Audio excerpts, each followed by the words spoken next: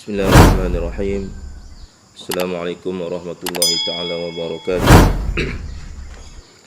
Alhamdulillah rabbil alamin wassalatu wassalamu ala asyrafil anbiya wal mursalin wa ala alihi washabbihi ajma'in. Raditu billahi rabba min islami dina bi Muhammadin nabiyya wa rasula. Allahumma salli ala sayyidina Muhammad wa ala alihi washabbihi ajma'in. Allahumma anta rabbuna wa rabbuhum wa qulubuna biyadik fa inna ma taqlibuhu anta.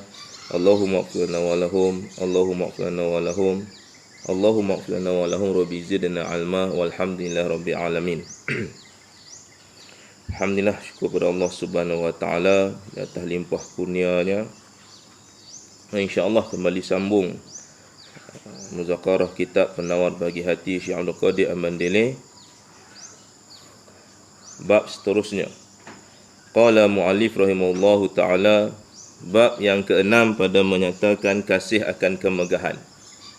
Ini masih lagi dalam fasal-fasal ataupun perkara-perkara yang Allah larang, sifat-sifat mazmumah, dalam bahagian yang kedua.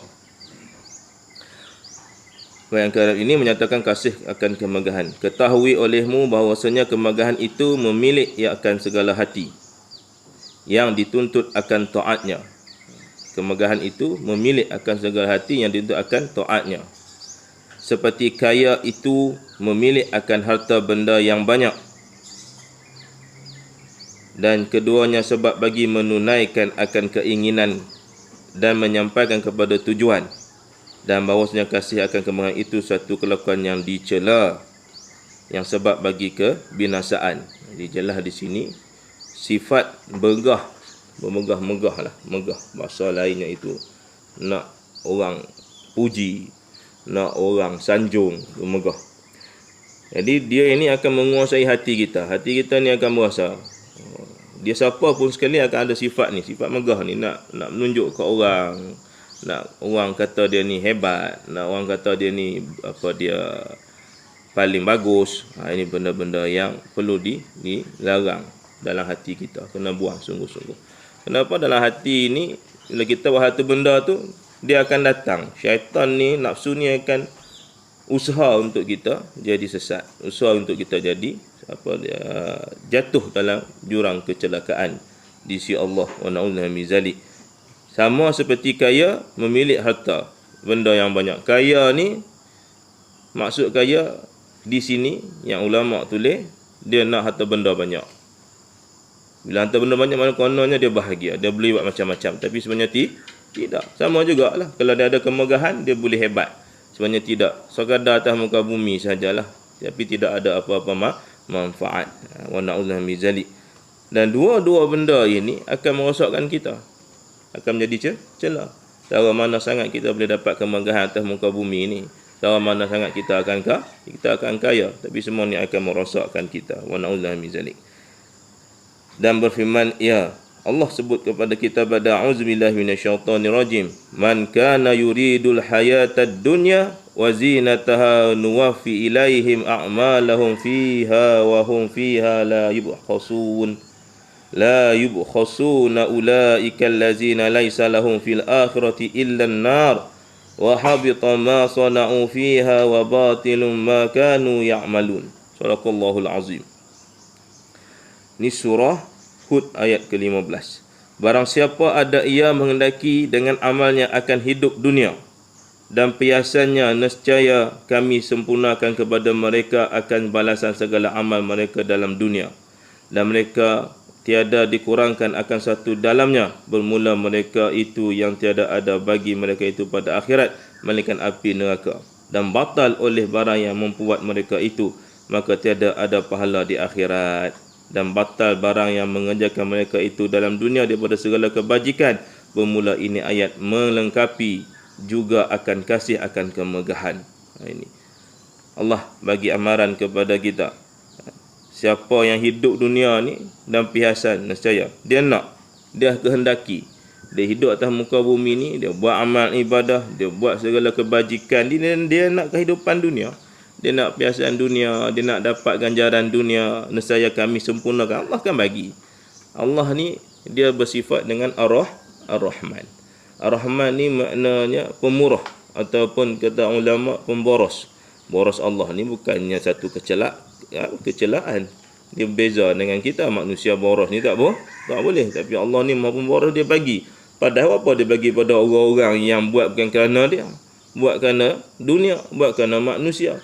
Tapi nak katakan Allah ni maha kaya, maha hebat, maha pengasih, dan juga memberikan keborosan kepada manusia, dia bagi. Nak buat, nak dapat kepentingan dunia, nak dapat kemegahan dunia, dia bagi. Nescaya kami sempurnakan bagi mereka itu akan balasan segala amal mereka itu dalam dunia, bagi. Okey, Allah tak bagi. Tapi kena ingat, dan mereka itu tiada dikurangkan akan satu di dalamnya. Bermula mereka itu yang tiada akan bagi mereka itu pada akhirat melainkan api neraka. Tapi di akhirat, dia akan tahu. Kita tengok ni ramai lah orang, padahal dia tak semayang pun. Ada yang mulut-mulut, wa na'udzu min zalik. Mudah-mudahan Allah bagi hidayah pada mereka-mereka yang Allah bagi sedikit ujian. Ujian apa? Kekayaan. Dia pun cakap mulalah. Contoh. Kalau ada, mudah-mudahan Allah bagi petunjuk dan hidayah. Aku tak semayang pun aku kaya.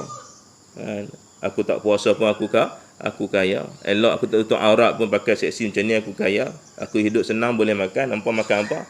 Hampa buat apa? Ini satu perkataan yang kononnya seolah-olah dia dah hebat lah. Kononnya kalau dia tak ada masalah pun. Tapi kita kena ingat, Allah kata, hamba nak megah dunia, aku bagi. Itu tak? Tengok Fir'aun, Allah Ta'ala bagi. Tengok Namrud, Allah Ta'ala bagi. Tengok Qarun, Allah Ta'ala bagi. Tengok Abu Jahal, Abu Lahab, Allah Ta'ala bagi. Allah bagi. Bukan Allah Ta'ala bagi pada musuh-musuh Allah ni. Atas muka bumi kau dapat semua. Tapi kena ingat, bila di akhirat nanti, semua amalan itu tak ada guna. Dan mereka ni akan diletakkan dalam api neraka. Allah na'udzu min zalik. Dan batal oleh barang yang buat mereka itu. Apa saja mereka buat? Orang kafir yang rajin sedekah, subhanallah tabarakallah, sedekah lebih pada orang lain.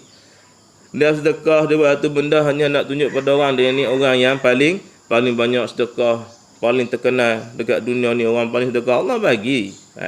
Ini contoh. Kalau ada begitu, kita kena tinggalkan. Tak boleh. Kerana kita buat ni semata-mata lillahi rabbil alamin, bukan kerana makhluk, bukan kerana manusia. Sebab kita akan rosak kalau buat kerana manusia. Rosak kat mana? Rosak akhirat. Atas muka bumi ni konon tak ada rosak, elok apa semua. Tapi sebenarnya kita tidak tahu apa yang Allah sedang uji dia atas muka bumi ni. Kalaulah mati dalam keadaan rosak dengan harta benda, dengan kemegahan, maka dia nanti di akhirat semua itu tidak ada pahala dan batal segala amalannya. Ini Allah sebut dalam surah Hud tadi. Dan batal barang yang mengerjakan mereka dalam dunia daripada segala kebajikan. Bermula ini ayat melengkapi juga akan kasih, akan kemegahan.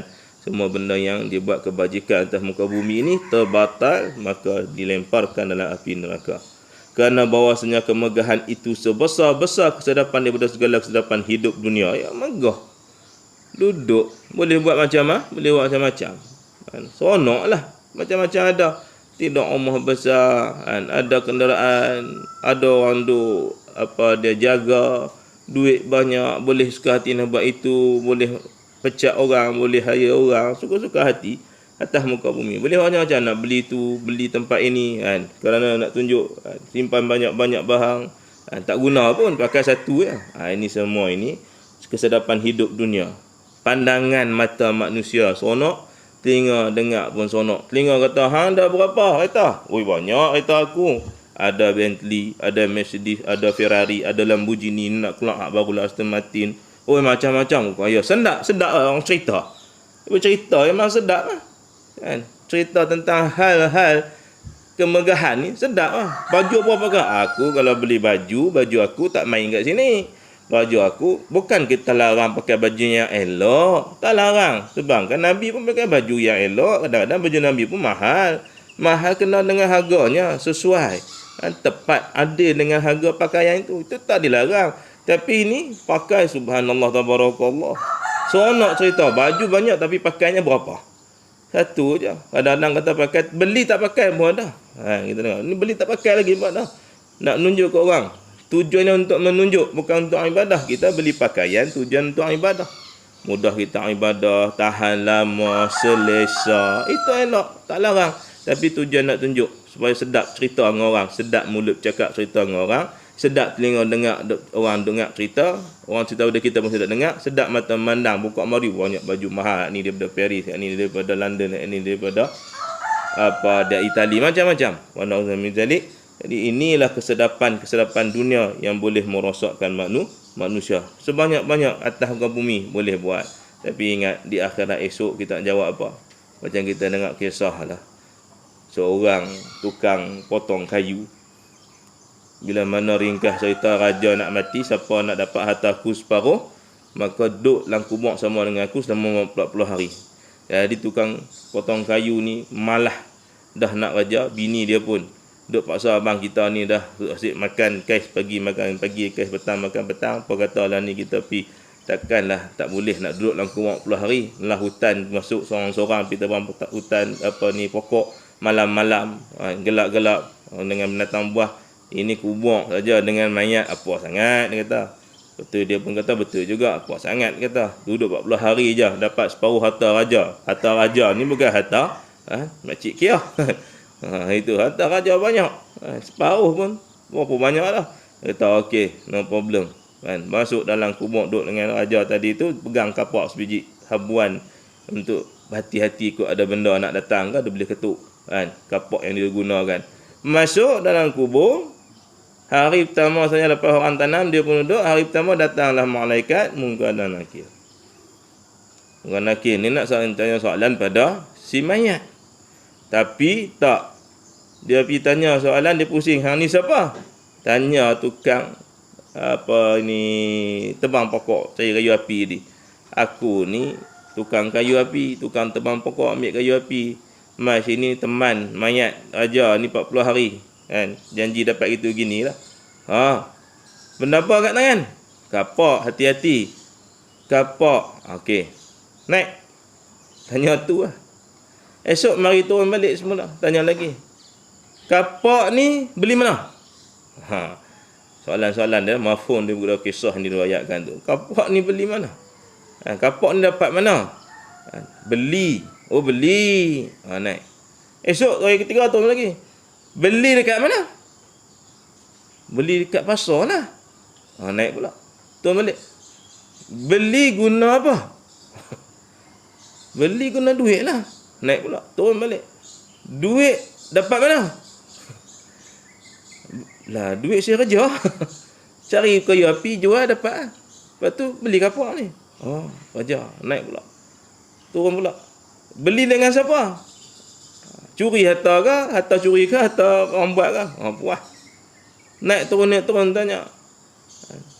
Ambil kayu api kat mana? Lah, hutan lah. Kat mana lagi? Hutan banyak kayu api. Naik pula turun. Hutan tu siapa punya? Sudah parah kata hutan siapa punya. Hutan tu hutan kerajaan punya. Reserve. Boleh pakai. Kan? Habis. Jual kat mana? Duit makan apa? Tu habis. Tu kapak sebiji. Dia pun fikir, kata kalau kapak ni biji ni pun mampu aku nak jawab.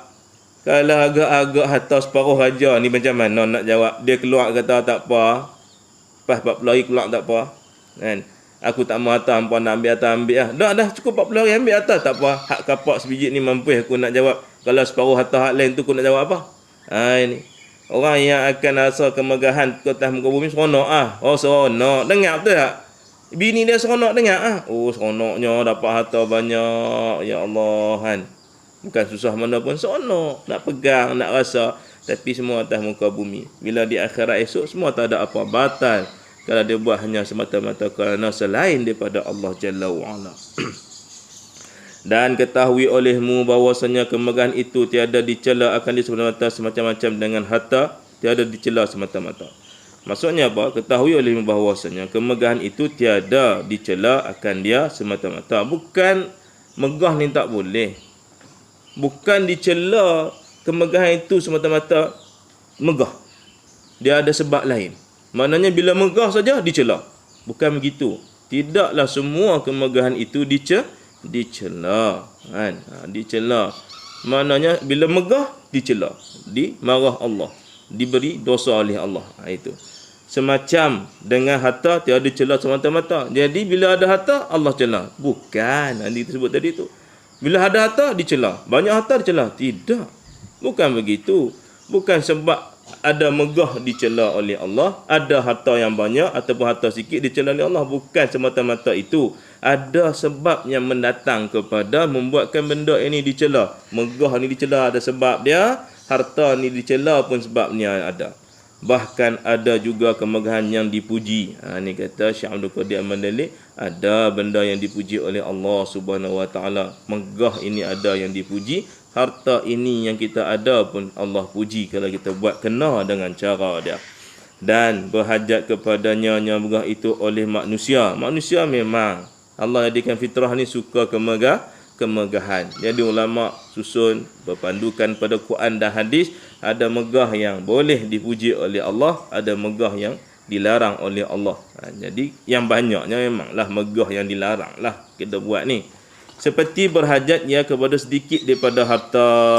Itu mana berhajat pada harta untuk diguna pakai, untuk kita pergi beli. Kalau tak ada harta ni kita tak boleh nak beli barang. Pergi ke TS, pergi ke Tesco, pergi ke Giant, pergi ke Icon Safe, nak beli barang pergi ke pasar tapi tak bawa duit.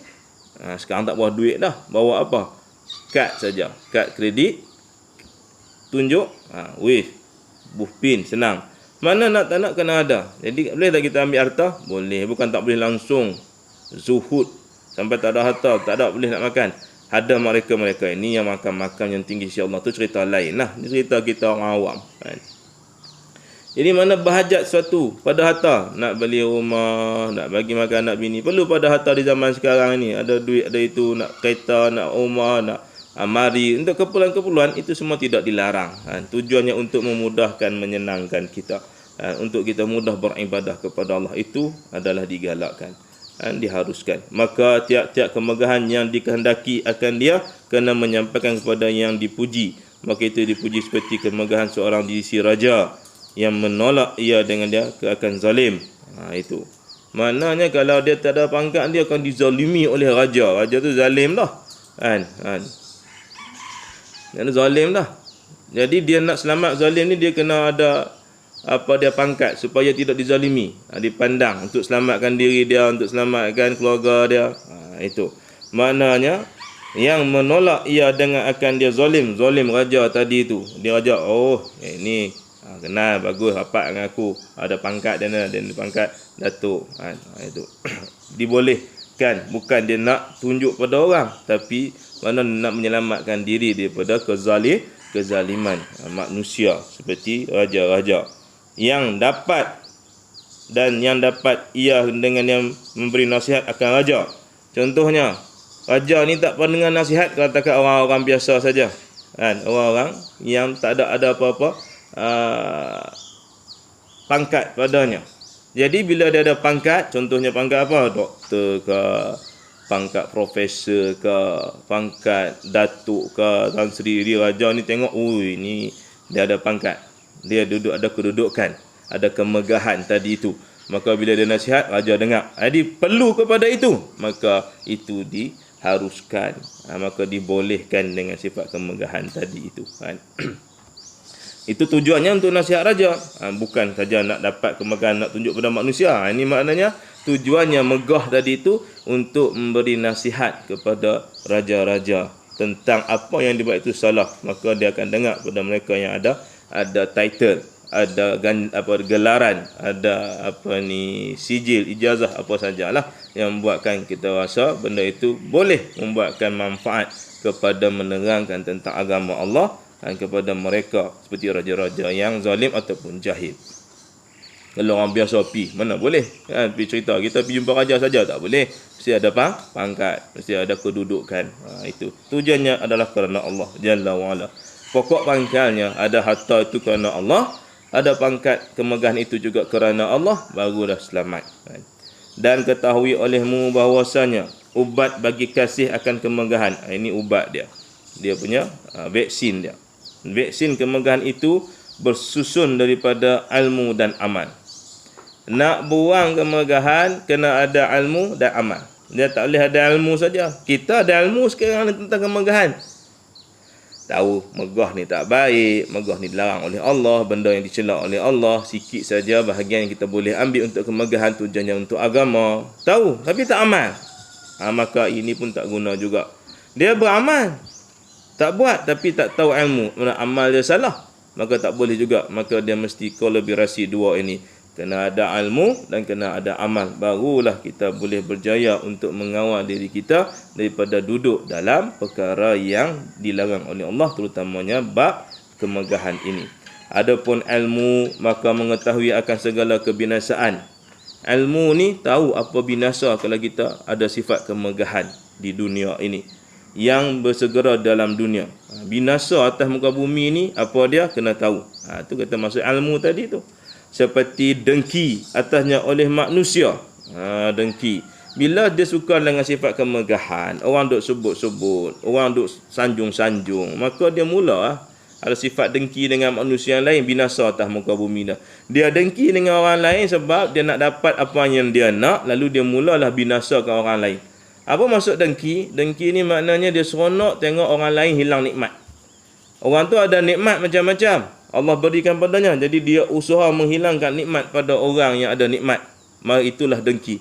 Jadi dia nak dapat pangkat. Pangkat ini salah satu nikmat juga. Jadi dia nak hilangkan nikmat pada orang lain yang ada pangkat, dia jatuhlah buat penipuan, buat benda hasad dengki, hantar benda sihir, santau apa semua, hingga rosak orang tu, kacau bilau keluarganya. Dulu bahagia, maka dia hantarlah benda-benda yang tidak baik, maka berlakulah kacau bilau ke atas keluarga itu. Wa na'udzubillah min zalik. Jadi inilah dimaksud dengki. Dia dengki, ada sifat dengki pada manusia, dan manusia pun ada sifat dengki pada dia. Ini kena hati-hati. Ini benda yang bila mana ada sifat kemegahan, kita kena buang. Lagi apa lagi? Kebinasaan orang yang ada sifat megah ini dan menyakiti mereka itu akan dia. Dialah dengki tadi. Itu mula dia nak menyakiti orang. Dia nak merosakkan orang. Dan susah ia pada memelihara kemegahan daripada hilang. Lepas tu payah sangat. Dah ada pangkat, dah ada darjat, orang tak sanjung. Jadi benda tu walaupun dia tahu salah, dia kata tak apa, aku usaha sendiri dah. Dia datang syaitan kata ni usaha hang ni hang punya habuan ni atas muka bumi. Syaitan punya raja, dia boleh pusing kot mana saja, asalkan kita lupa pada Allah Jalla wa'ala. Jadi kita kena hati-hati. Kerana tiap-tiap yang membaik, yang mempunyai kemegahan itu, sentiasa ia dalam ketakutan daripada hilang akan kemegahan dengan berubah hati manusia. Bila ada kemegahan ni, tadilah nasihat kot mana pun, mula dia nak buang lah benda-benda, dia payah nak buang kemegahan ni. Dia payah nak hilangkan, jadi dia nak pegang kemegahan tu. Ni syaitan dah mula masuk dalam hati dia, agak susah. Jadi kita kena hati-hati. Tujuan kita atas muka bumi ni ibadah pada Allah, bukan nak megah-megah depan manusia. Biarlah kita dimegahi oleh Allah Jalla wa'ala, yang kita dimegahi oleh manusia. Sebab makhluk ni tak boleh buat apa, takat boleh bagi saja. Dapat pangkat Datuk bagi. Ada orang beli, bayar 80,000 dapat Datuk, bayar 120,000 dapat Tan Sri, bayar 200,000 dapat Tan Sri, bayar. Takat bayar. Dunia ni boleh bayar. Pangkat ni manusia yang bagi. Yang ni ada gelaran Datuk, ni Datuk Sri, Datuk Sri Utama, yang ni Tan Sri Utama ada lah. Wallahu alam. Di maknanya semua tu boleh dibagi atas muka bumi. Salah ke dapat pangkat? Tak salah. Tak salah. Tapi bila dia buat bukan kerana Allah, maka ini yang menjadi salah. Dan Allah Ta'ala mukallibul qulub. Allah ni dia tahu, dia yang memegang hati kita. Jadi kita nak Allah ini sentiasa Rabbana la tuzigh qulubana ba'da idh hadaitana wa hab lana min ladunka rahmah innaka antal wahhab. Kekal dengan kita bertakwa kepada Allah, berdoa pada Allah sentiasa agar hati kita ni kekal kepada Allah, jangan duk menyeleweng pada benda yang lain. Dan mengetahui ia akan bahwasanya jika adalah kemegahan sampai sujud baginya manusia, nescaya tiada berkekalan ia, kerana ia akan mati. Kerana nak dapat megah ni supaya dia sujud pada manusia. Makna sujud ni makna sembah manusia. Nak harapkan segala daripada manusia, kata makhluk. Maka kita kena ingat, manusia pun akan mati. Manusia pun akan mati. Kita buat kerana manusia akan mati. Dia mati, siapa nak boleh bagi pada kita dah. Kita buat ni kerana dia hidup. Kita pun ni kita kena dia ada. Jadi kita dapat apa lagi dah? Tak dapat apa. Manusia akan mati. Lepas dia mati, dia bagi apa pada kita? Kita mula lari lah. Mungkin susah, mungkin payah. Sebab tu kita kena hidup, kita kena berdiri, kita kena amal. Semua ini adalah lillahi rabbil alamin. Hanya semata-mata kepada Allah. Demikian juga sekalian yang sujud kepadanya, maka betapa suka ia dengan kemegahan dunia yang binasa, yang menyebabkan hilang kemegahan akhirat yang berkekalan. atas muka bumi ni orang sembah lah, orang seroka lah dengan dia. Dia ada pangkat apa semua. Tapi dia mati orang tinggal. Peduli apa? Lantak pergi. Hang lah mati. Aku tanam dalam kumuk. Lepas tu selesai. Silap bulan dia doa pada kita pun tak. Dia sedekah Fatihah pada kita pun tak. Mungkin hari pertama sedekah. Lepas tu tak sedekah lah. Lepas tu cari dunia. Ingat, menggah dunia ni sekejap lah. Sonok sekejap. Macam kita naik, pergi melancung. Sekejap ya. Sonok. Lepas tu balik ada masalah panjang lagi masalah ada. Itu dunia. Di akhirat ni kekal. Kita kena pilih akhirat. Tak nampak, tak tahu. Tak tahu daripada segi melihat, tapi mengetahui dari segi ilmu. Allah dan Nabi bagi tahu pada kita tentang akhirat. Akhirat ni tabarakallah 70 kali ganda. 70 kali ganda. Kita tengok bagaimana para sahabat Nabi SAW. Nabi diperlihatkan. Para sahabat Nabi diperlihatkan tentang syurga. Bila naik masuk jumpa syurga, nampak bidadari. Dia tak kira benda lain lagi ni. Banyak nikmat-nikmat lain. Ada sahabat, dia bila dengar suara bidadari, bila dia kata, aku ni adalah isterimu di dalam syurga. Dengar aja. Dia cakap. Maka dia pun bangun pada mimpi. Dia pun pergi jalan, dengar ahli keluarga dia bercakap, Allah, buruknya. Tu baru suara. Dan dia tak boleh nak duduk dengan manusia lama. Berbulan tak boleh duduk dengan manusia. Sebab apa? Suara yang manusia sebut cakap ni buruk sangat. Sebab dia dah dengar dah nikmat syurga. Suara syurga. Suara orang-orang ataupun bila dia dalam syurga tadi tu, subhanallah. Begitu hebat. Tak boleh dengar. Buruk sangat. Sebab 70 kali ganda nikmat dia. Dan tengok wajah pula. Wajah bila dari dalam syurga.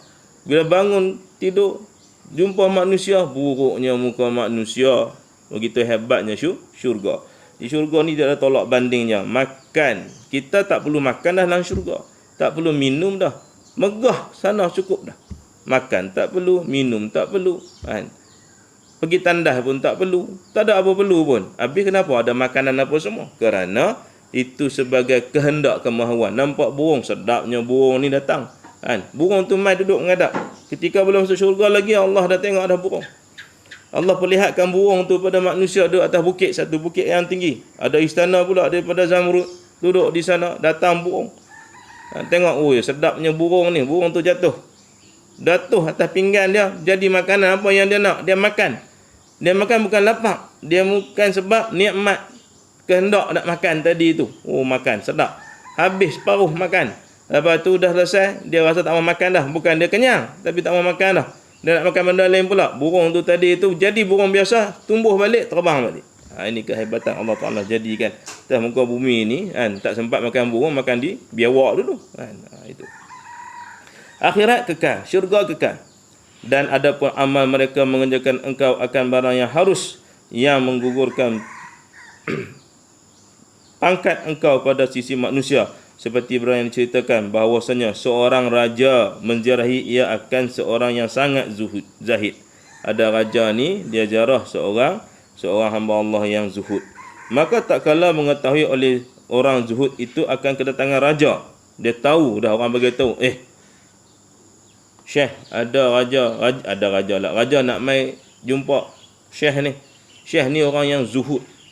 Orang yang tidak ada dunia dalam jiwa dia, hanya Allah saja, hebat. Tapi bila tahu raja nak mai ziarah dia, apa dia buat?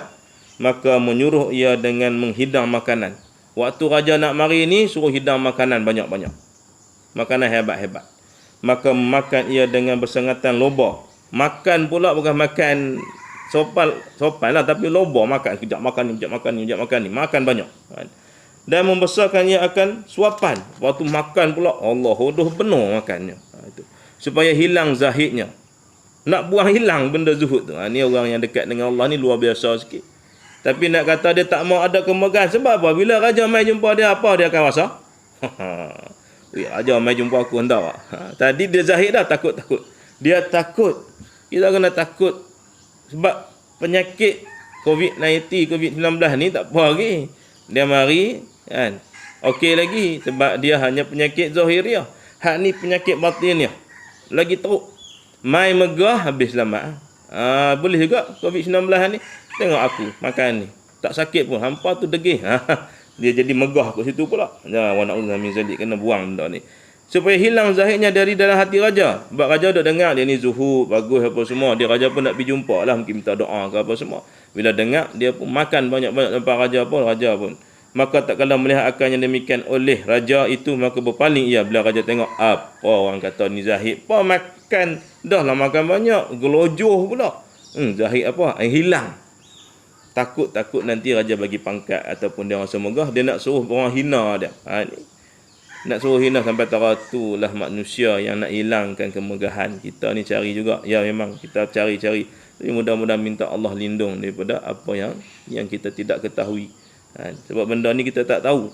Jadi kita kena sentiasa jaga. Sebab megah ni orang bagi duduk kat pejabat ke, duduk kat dalam mana-mana tempat lah, pangkat. Itu. Sebab benda ni syaitan akan mula datang, duduk.